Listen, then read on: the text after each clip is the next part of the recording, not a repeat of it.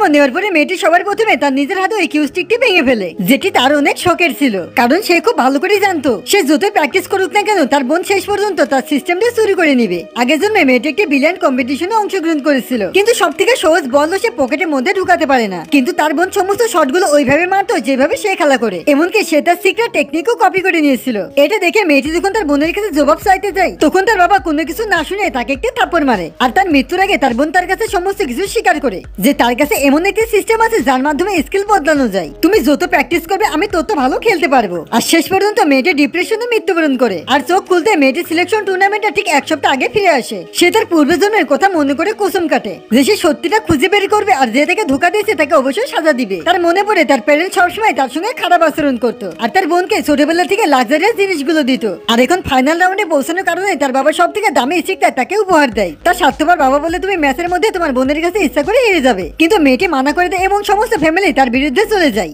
তখন মেয়েটির বাবা আবারও তাকে মারতে যায়, কিন্তু মেয়েটি তার বোনের চিন্তা করে নাটক করে মহল শান্ত করার চেষ্টা করে, আর সকলের সামনে বলে আমি সৎভাবেই খেলবো। তার বোনের ড্রামা দেখে মেয়েটি বুঝতে পারে যে সে আগের জন্মে কি করেছিল। তো বন্ধুরা, পার্ট 2 এর জন্য